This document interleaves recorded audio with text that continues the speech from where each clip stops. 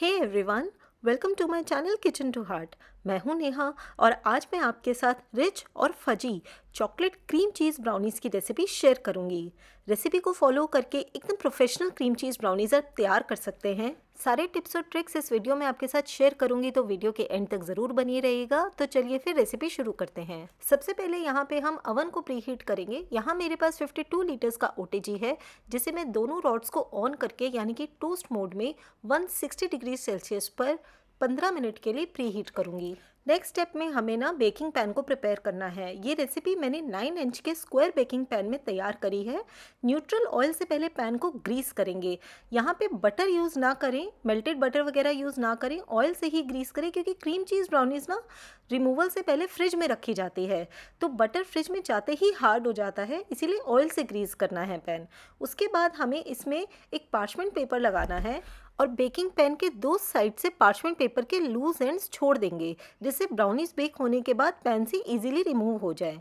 उसके बाद parchment paper को भी ऑयल से ग्रीस करेंगे, जिससे कि ब्राउनीज बिल्कुल भी स्टिक ना हो। चलिए, तो अपना बेकिंग पैन हो गया प्रिपेयर। अब क्या करेंगे, एक बाउल लेंगे और उसमें हम ऐड करेंगे मेल्टेड अनसॉल्टेड बटर। तो यहाँ मैंने बटर को सबसे पहले मेजर कर लिया था, उसके बाद मैंने माइक्रोवेव में इसको मेल्ट कर लिया है। बस आप ये बात ध्यान रखिएगा कि जो मेल्टेड अनसॉल्टेड बटर है ना, वो रूम टेम्परेचर का हो, वार्म बिल्कुल भी ना हो। अब इसमें 2 एग्स ऐड करेंगे जो रूम टेम्परेचर के होने चाहिए। कास्टर शुगर जाएगा इसमें, इसको ब्रेकफास्ट शुगर और ग्रैनुलेटेड शुगर भी कहा जाता है। नेक्स्ट इसमें जाएगा pure vanilla extract. Essence use ना करें, अवॉइड करें, एसेंस नकली होता है। प्योर वेनिला एक्सट्रैक्ट ही हमेशा यूज़ करें। अब एक हैंड ब्लेंडर की मदद से इस पूरे मिक्सचर को हमें लगभग 2 मिनट तक बीट करना है। देखिए, हम इसमें कोई भी ना बेकिंग पाउडर या बेकिंग सोडा जैसा राइजिंग एजेंट नहीं यूज़ कर रहे हैं, तो थोड़ा सा बीट करके क्या होगा, ये सारी चीज़ें अच्छे से मिक्स भी हो जाएंगी, थोड़ी एरिएशन भी हो जाएगी, जिससे ब्राउनीज़ को थोड़ा लिफ्ट मिल सके। अच्छा, इस रेसिपी में यूज़ होने वाले सारे इंग्रेडिएंट्स की एक परफेक्ट मेजरमेंट के साथ लिस्ट मैंने डिस्क्रिप्शन बॉक्स में प्रोवाइड कर दी है, तो वहाँ से आप देख सकते हैं। और हाँ, अगर आप मेरे चैनल पे नए हैं और पहली बार आए हैं, तो प्लीज़ इस चैनल को सब्सक्राइब ज़रूर करें। मैं हर हफ्ते एक नई रेसिपी, एक डिलीशियस रेसिपी आप लोगों के साथ शेयर करती हूँ। 2 मिनट तक मिक्सचर को बीट करने के बाद बीटर्स को रोक देंगे और सारा मिक्सचर एक बार साइड्स में से स्क्रैप करते हुए मिडल में लेकर आएंगे। फिर से 30 सेकेंड्स के लिए मिक्सचर को हमें बीट करना है। तो चलिए, अब ये वेट इंग्रेडिएंट्स हमारे प्रिपेयर हो गए। अब बीटर्स को रोक देंगे और इसी बोल के ऊपर अब एक छन्नी रखेंगे और उसमें डालेंगे मैदा। मैंने यहाँ पे अनब्लीच्ड मैदे का यूज़ किया है। अनस्वीटेंड कोको पाउडर अब इसमें जाएगा। स्वीटनेस को बैलेंस करने के लिए डालेंगे सॉल्ट, और तीनों ड्राई इंग्रेडिएंट्स को इकट्ठे छानते हुए वेट बैटर में अब हमें ऐड करना है। वैसे अगर आप एक बिगनर बेकर हैं और ये थोड़ा सा आपके लिए डिफिकल्ट हो रहा है, तो आप क्या कर सकते हैं, एक ड्राई बाउल में अलग से पहले ये ड्राई इंग्रेडिएंट्स को छान लें और उसके बाद उन्हें आराम से वेट इंग्रेडिएंट्स में ऐड करें। अब बीटर्स को ऑन करेंगे और स्लो स्पीड पे हम सारे इंग्रेडिएंट्स को आपस में मिक्स कर लेंगे। ध्यान रखिएगा कि सिर्फ कंबाइन होने तक हमें इनको मिक्स करना है, ओवर बीटिंग नहीं करनी है, वरना ग्लूटेन फॉर्मेशन हो जाएगी और ब्राउनीज हमारी टफ बनेंगी। थोड़ा सा मिल्क ऐड करेंगे क्योंकि बैटर काफ़ी थिक है, और उसके बाद 20 सेकेंड्स के लिए हम स्लो स्पीड पे एक बार और बीट करेंगे। स्पैचुला की मदद से साइड्स और बॉटम को स्क्रैप करते हुए बैटर को दे देंगे एक फाइनल मिक्स। तो देखिए, हमारी ब्राउनी लेयर तो रेडी है। अब इसको क्या करेंगे, 2 टेबलस्पून जितना बैटर इसमें से निकाल के रख लेंगे, जिससे कि हम इसमें एक swirl पैटर्न क्रिएट कर सकें लास्ट में। चॉकलेट बैटर को प्रिपेयर्ड पैन में अब हम ट्रांसफ़र करेंगे। बैटर काफ़ी थिक है, इसीलिए स्पैचुला की मदद से इस बैटर को पैन के चारों कोनों तक ले जाकर स्प्रेड करेंगे, और स्प्रेड करने के बाद हम इसके सरफेस को इवन आउट कर देंगे। तो देखिए, अब हमारा ब्राउनी का लेयर तो कंप्लीट हो गया है। अब इस पैन को हम साइड में रख देंगे। अब करेंगे चीज़ केक लेयर की तैयारी।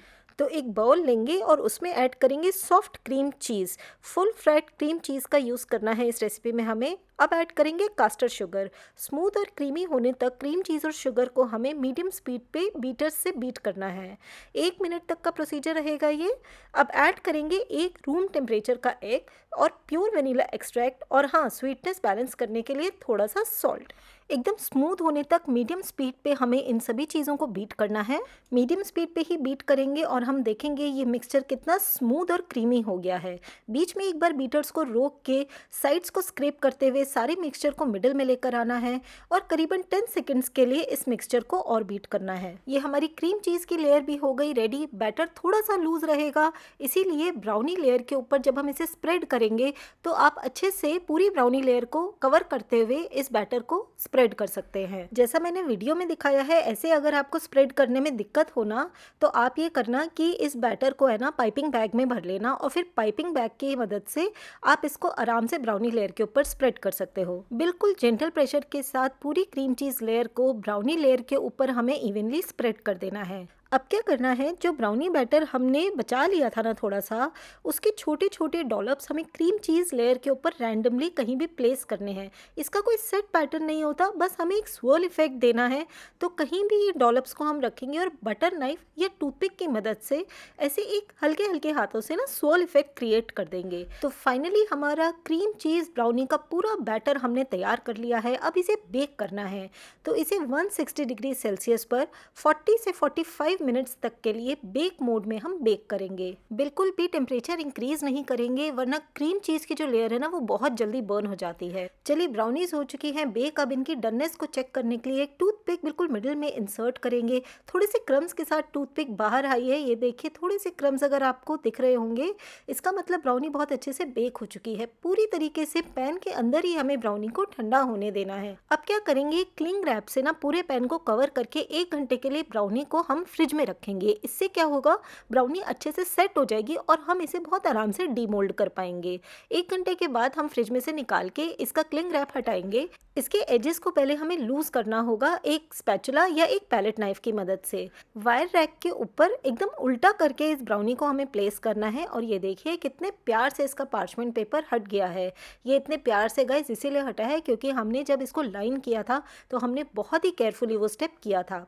अब क्या करेंगे, इसको कट करेंगे। तो कट करने के लिए सबसे पहले मैं एक शार्प नाइफ से इसके एजेस रिमूव कर दूंगी। वैसे ये स्टेप ऑप्शनल है, पर इससे क्या होता है ना, ब्राउनीज के जो एजेस हैं वो क्लीन और इवन लगते हैं।